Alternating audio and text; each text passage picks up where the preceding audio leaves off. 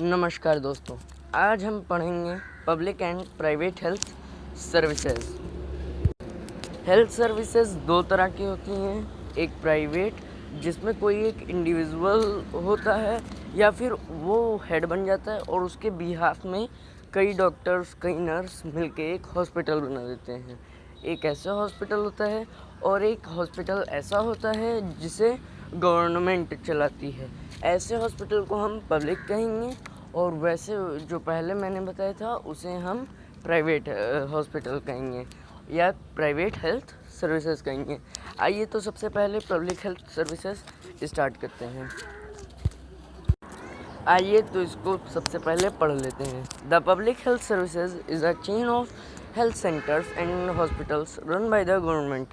They are linked together so that they can cover both rural and urban areas and can also provide treatment to all kinds of problems, from common illness to special services. At the village level, there are health services, there are health workers, they are trained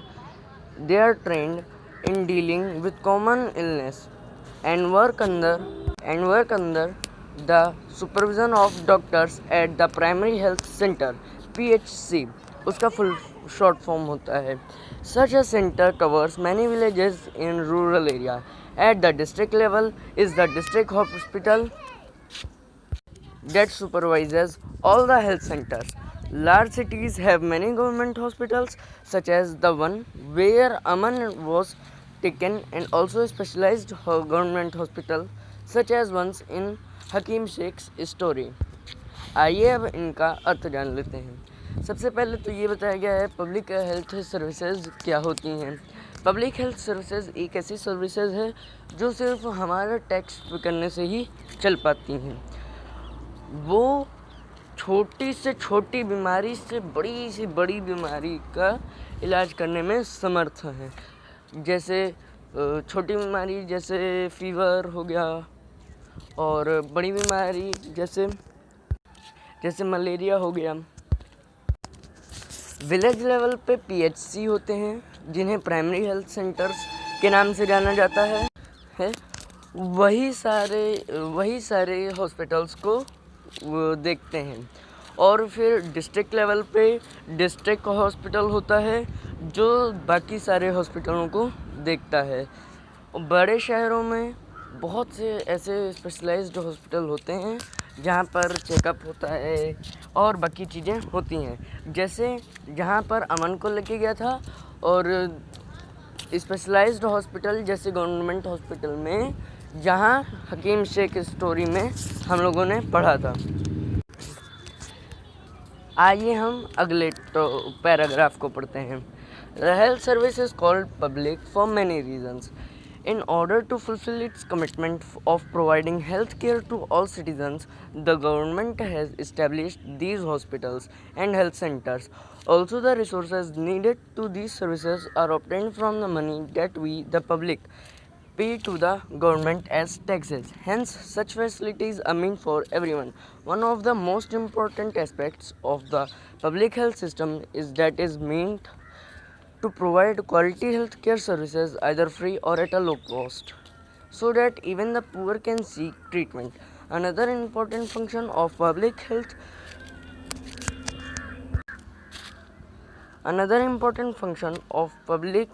health is to take action to prevent the spread of diseases such as TB, malaria, jaundice, cholera, diarrhea, chikungunya. This has to be organized by the government with the participation of people. Otherwise, it is not effective. For example, when taking up a companion to see that mosquitoes do not breed in water coolers, rooftops, this has to be done for all houses in the area. जैसा कि मैंने paragraph को पढ़ लिया है, अब हम उसका अर्थ समझते हैं। इस सबसे पहले वाले पैराग्राफ में ये बताया गया है कि एक पब्लिक हेल्थ सर्विसेज का नाम पब्लिक क्यों पड़ा। पब्लिक हेल्थ सर्विस का नाम पब्लिक कई रीज़नों से पड़ा। जैसे कि हेल्थ जो पब्लिक चीज़ें चलती हैं वो सारी चीज़ें पब्लिक के पैसे से ही चलती हैं जो वो टैक्स के फॉर्म में पे करते हैं। इसीलिए ये सारी चीज़ें सबके लिए होनी चाहिए और इसीलिए इनका नाम पब्लिक दिया गया है। दूसरा फीचर पब्लिक हेल्थ सर्विसेज का कि वो क्वालिटी हेल्थ केयर या तो फ्री प्रोवाइड करें या तो जो है बहुत कम दाम में प्रोवाइड करें, ताकि पुअर जो गरीब आदमी भी हो वो भी इन सर्विसेज का फ़ायदा ले सके। तीसरी सबसे ज़रूरी बात ये बताई गई है कि पब्लिक हेल्थ सर्विसेज कुछ डिजीज़ेस जैसे malaria, TB, jaundice, Kalra, chikungunya, diarrhoea जो कि रोकी जा सकती हैं, उन सबको प्रिवेंट करने के लिए भी होती हैं। इन सारी चीज़ों की ऑर्गेनाइजेशन के लिए गवर्नमेंट को पब्लिक यानी सिटीजन्स का सपोर्ट चाहिए होता है, नहीं तो ये किसी भी काम की नहीं है। जैसे अगर हमें मलेरिया फैलने से रोकना है तो हमें स्टैग्नेंट वाटर को बंद करना पड़ेगा।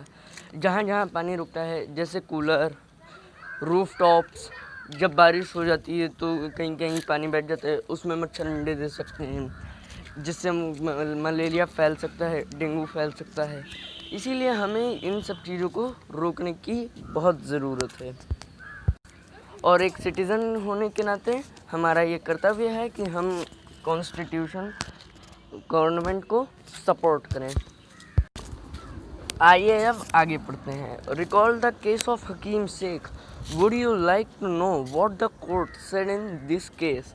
अब आगे हमको शायद वर्डिक्ट के बारे में बताया गया है कि क्या कोर्ट ने उस केस में बोला था। आइए पढ़ते हैं। According to our constitution it is the primary duty of the government to ensure the welfare of the people and provide health care facilities to all। हमारे संविधान के मुताबिक कोर्ट ने ये कहा कि स्टेट गवर्नमेंट को जो है का कर्तव्य यही है कि वो सबको क्वालिटी हेल्थ केयर प्रोवाइड करे और उनके लिए अच्छा काम करे, ताकि हमारे सिटीजन्स अच्छी तरीके से रह सकें, खा सकें, पी सकें और एक प्योर इन्वायरमेंट में जी सकें। आइए अगला पैराग्राफ पढ़ते हैं। The government must safeguard the right to life of every person. The court said that the difficulty that Hakim Sheikh had to face could have cost him his life. If a hospital cannot provide timely medical treatment to a person, it means that this protection of life is not being given। Constitution में एक law लिखा गया था जिसका नाम है right to life, और उस लॉ के हिसाब से सबको जीने का अधिकार है। तो वही कोर्ट ने कहा है स्टेट गवर्नमेंट से कि जो डिफ़िकल्टी हकीम शेख को उठानी पड़ी थी, उस क्रिटिकल स्टेट में 14 आवर्स बिताने पड़े थे, वो उस समय उसकी जान भी जा सकती थी। इसका मतलब तो यही है ना कि violation of article that article, तो इसीलिए इस आर्टिकल को प्रोटेक्ट करने के लिए कोर्ट ने कहा जितना भी मतलब पैसा उसको देना पड़ा था अपने इलाज के लिए, स्टेट गवर्नमेंट उसको वापस दे। और इस लॉ की प्रोटेक्शन के हिसाब से अब कोई भी हॉस्पिटल किसी भी पेशेंट को मना नहीं कर सकता कोई भी ट्रीटमेंट के लिए। आइए अगला पैराग्राफ पढ़ते हैं और समझते हैं कि कोर्ट के वर्डिक्ट का क्या मतलब हुआ। The court also said that it was the duty of the government to provide the necessary health services, including treatment in emergency situation. Hospital and medical staff must fulfill their duty of providing the necessary treatment. Hakim Sheikh was denied treatment at various government hospitals. Therefore, the court asked the government to pay him the money that he has spent on his treatment. तो इस paragraph में यही बताया गया है कि जो services जिन जिन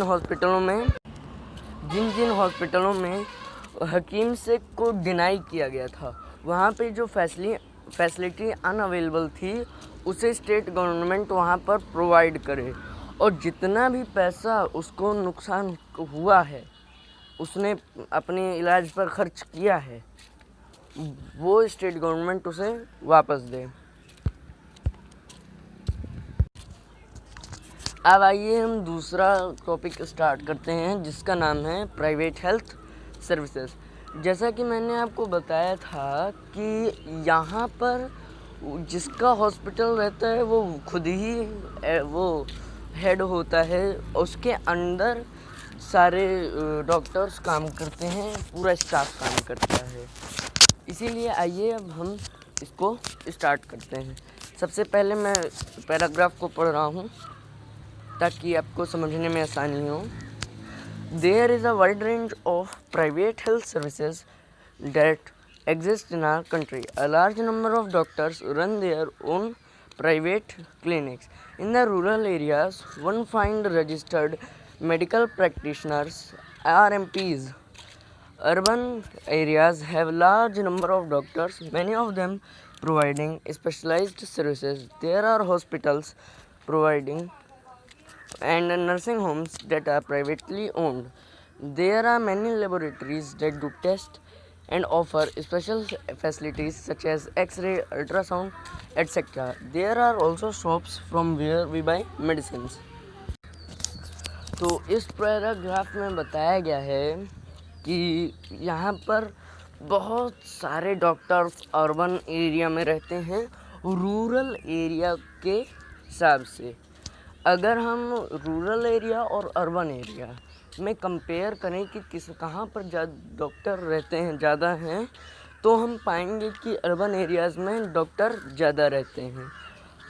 अब यहाँ पर बताया गया है RMPs, रजिस्टर्ड मेडिकल प्रैक्टिशनर्स के बारे में।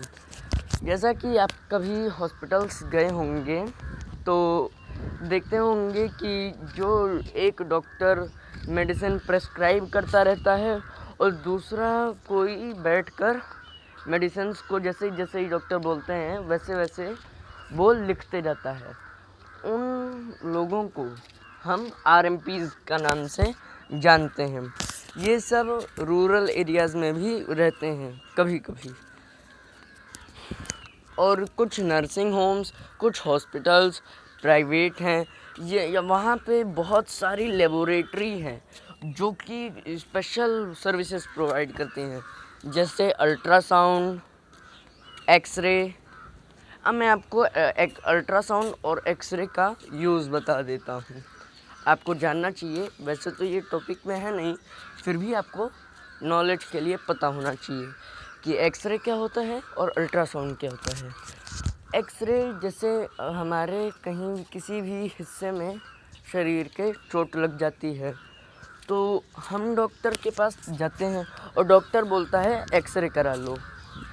तो कुछ रेडिएटिंग रेज होती हैं, रेडिएशन वाली रेज हो जाती हैं, वो क्या करती हैं, वो हमारी हड्डी पे ऐसे आर पार देखती हैं, तो आर पार छोड़ी जाती हैं। तो जहाँ जिस हिस्से में हड्डी जुड़ी रहती है उस हिस्से का वो बोन ले लेती हैं, और जहाँ पे नहीं जुड़ा रहता है वहाँ से निकल जाती हैं।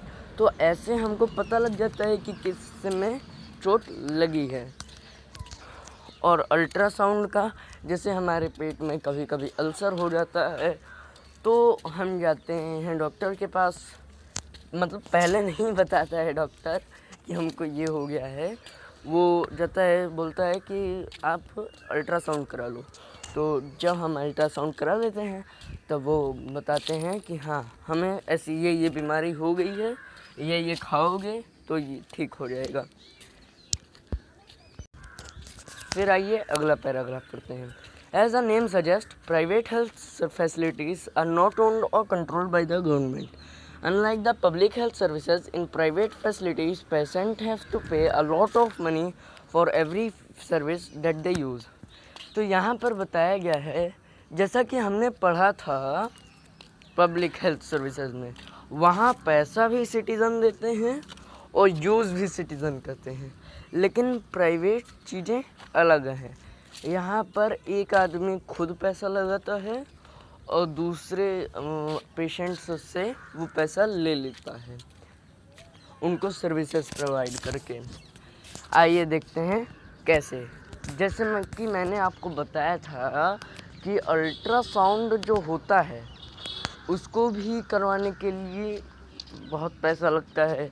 एक्सरे जैसी चीज़ें कराने के लिए भी बहुत पैसा खर्च होता है, इसीलिए प्राइवेट हेल्थ सर्विसेज बहुत एक्सपेंसिव होती हैं। अब हम दूसरे पैराग्राफ पे चलते हैं। आइए अब दूसरा पैराग्राफ पढ़ते हैं। Today the presence of private health facilities can be seen all around. In fact now that there are large companies that run manufacture hospitals and some are engaged in manufacturing and selling medicines. Medical shops are found in every corner of the country.